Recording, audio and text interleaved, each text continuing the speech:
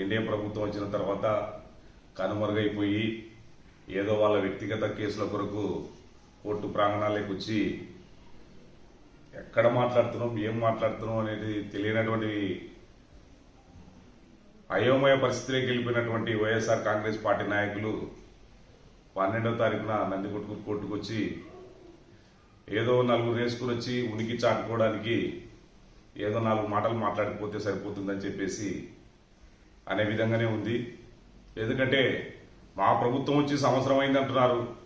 ఎప్పటికి సంవత్సరం అవుతుందో తెలియదు బహుశా వాళ్ళు. ఎందుకంటే వాళ్ళ 12వ తారీఖు వాళ్ళ పార్టీ ఆవిర్భావ దినోత్సవం కాబట్టి జగన్మోహన్ రెడ్డి ప్యాలెస్లో ఉండాలి, ఈయన కోర్టులో ఉండాలి కాబట్టి వచ్చి వాళ్ళ ఇష్టానుసారంగా మాట్లాడిపోతున్నారు. ఏంటంటే ఆడదాం ఆంధ్రలో స్కామ్ చేసినారని చెప్పేసి అన్ని కోట్లు స్కామ్ చేసినారు, 109 కోట్లు కేటాయించినారు, కలెక్టర్ల అకౌంట్లు ఉన్నాయని చెప్పేసి ఈరోజు గత శాప్ చైర్మన్ మాట్లాడుతున్నాడు. వాస్తవానికి ఆ ప్రశ్న రైజ్ చేసింది మీ పార్టీ నాయకులా కాదా? మీ పార్టీ నాయకులు ఆడదాం ఆంధ్ర దానిపైనే అసెంబ్లీ మన మండలిలో అడిగినారు. దానికి మినిస్టర్ గారు సమాధానం ఇచ్చినారు. ఏదో కలెక్టర్ల అకౌంట్లు ఉన్నాయి, ప్రైజ్ మనీ రూపంలో ఇచ్చినాం, దాని రూపంలో ఇచ్చినాం, అంత ఇచ్చినాం, ఇంత ఇచ్చినాం అని చెప్పేసి ఏదో పిట్టకథలు చెప్తున్నారే కానీ ఆ పిట్టకథలకు కాలం చెల్లిపోయింది.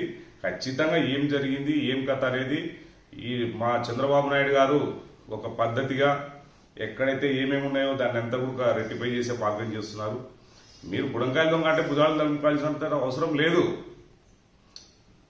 ఎక్కడ అవినీతి జరిగింది ఏం కథ స్పష్టంగా రాబోయే రోజుల్లో ఖచ్చితంగా సమాధానం వస్తుంది. రెండవది వచ్చేసి సంక్రాంతి సంబరాలు అమ్మరాని అంటే అంటారు. కానీ మన తెలుగు ప్రజల సంస్కృతి ఏంది, సంక్రాంతి పండుగ పైన మన ఆచరించేటువంటి విధానాలు ఏందనేది ప్యాలెస్లు ఉండే వాళ్ళకు పబ్బులకు పోయే వాళ్ళకి తెలియదు. శుభ్రంగా సంసారాలు చేసుకునే వాళ్ళకి సంక్రాంతి పండుగ హరిదాసుల కథలు కానీ గంగిరెద్దులు కానివ్వండి ఇవన్నీ కూడా సంబరాలు అమ్మరాని అంటారని చెప్పేసి కొన్ని పేపర్లో వచ్చాయి. మీలాగా మీ మినిస్టర్ల లాగా కొడాలి నానిలాగా వాళ్ళలాగా క్యాష్ లోన్లు పెట్టి అవి పెట్టి మేమేమి ఎక్కడేం చేయలేం.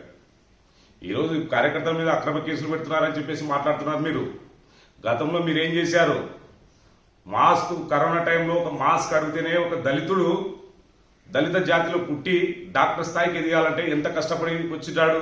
అలాంటి వ్యక్తిని మానసిక స్థైర్యాన్ని కోల్పోయేటట్లు చేసి అతని చిత్రహింసలు పెట్టి అతని చావుకు కారణం మీరు కాదా జగన్మోహన్ రెడ్డి గారు?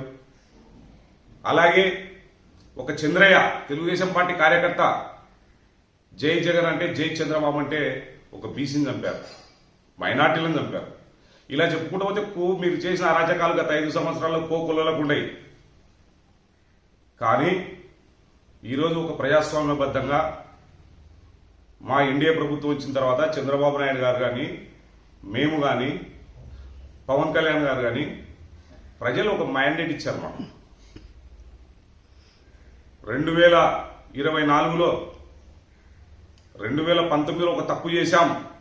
జగన్మోహన్ రెడ్డికి అవకాశం ఇస్తే రాష్ట్రాన్ని వ్యవస్థలను యువతను అంతా నాశనం చేసినారు. ఖచ్చితంగా వీళ్ళకి బుద్ధి చెప్పాలనే ఉద్దేశంతోనే తెలివైనటువంటి ఆంధ్ర ప్రజలు కాబట్టి ఈరోజు 164 సీట్లు ఇచ్చి ఎన్డీఏ ప్రభుత్వాన్ని అధికారంలోకి తీసుకొచ్చారు. కానీ వీళ్ళు ఏమంటున్నారు? మేము ఎలక్షన్లకు పోయినప్పుడు ఎక్కడ కానీ మాకు ఓటేయమని అడగలే, ఓటు వేస్తామన్నారు. కానీ రాబోయే రోజుల్లో చీపురుతో కొడతారు తెలుగుదేశం వాళ్ళని చెప్పేసి అంటున్నారు, రాసి పెట్టుకోండి అని చెప్పేసి అంటున్నారు. మీకు ఆల్రెడీ చేసినారు. మిమ్మల్ని 11 సీట్లకే పరిమితం చేసినారు. ఇది గుర్తుపెట్టుకుని మాట్లాడాలా. ఎందుకంటే మీరు చేసిన అరాచక పాలనలో గత 5 సంవత్సరాల్లో ఎంత అనుభవించారో చూడండి. ఓ పక్క డ్రగ్ మాఫియా నడిపారు, గంజాయి విచ్చలవిడిగా చేశారు, యువత భవిష్యత్ అంతా నాశనం చేసినారు. మీరు చేసినటువంటి అరాచక పాలనను ప్రజలు విసిగిపోయే ఈరోజు ఎన్డీఏ ప్రభుత్వం చంద్రబాబు నాయుడు గారి పైన నమ్మకంతోనే యువత బాగుండాలా, రైతు బాగుండాలని చెప్పేసి ఈరోజు అమ్మఒడి అని చెప్పేసి అంటున్నాడు. ఎస్ మేము తల్లికి వందనం ఇచ్చాం, మేలో ఖచ్చితంగా మా చంద్రబాబు నాయుడు గారు వేస్తామని చెప్పేసి చెప్పారు. ఖచ్చితంగా వేస్తున్నాం. అలాగే రైతు భరోసా అడుగుతున్నారు. ఎస్ రైతులకు కూడా చెప్పాము 20,000 రూపాయలు వేస్తామని. ఖచ్చితంగా మే మాసంలో అవన్నీ ఇంప్లిమెంటేషన్ అవుతుంది. బహుశా వీళ్ళకి తెలియదేమో, గ్యాస్ సిలిండర్లు ఆల్రెడీ మేము దీపావళి కనుకకి ఇచ్చాం.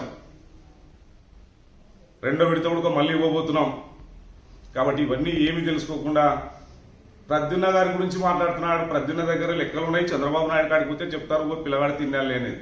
నువ్వు ఏం తిన్నావు, 109 కోట్లు తిన్నావా, ఇంకా ఏం తిన్నావా ఏందనేది ఎంక్వైరీ జరుగుతుంది. ఎంక్వైరీ జరిగాక వాస్తవాలు మాత్రం బయటకు వస్తాయి. మీకు ముందరే భూగాలు దొంగంటే భూగాలు దొంగకుంటూ పోవడం కాదు. మీరు ఈ రాష్ట్రాన్ని యువతను నాశనం చేసినారు. గంజాయిని విచ్చలవిడిగా ఇది చేసినారు. టీచర్ ఉద్యోగస్తుల విషయానికి వస్తే ఉద్యోగస్తులను వైన్ షాపుల కాడబెట్టి లిక్కర్ అమ్మించిన ఘనత కూడా మీకే దక్కుతుంది. అది మైన్స్ దోసుకున్నారు, శాండ్ దోసుకున్నారు, విచ్చలవిడిగా రాష్ట్రాన్ని అగోపాతాలానికి తొక్కారు మీరు.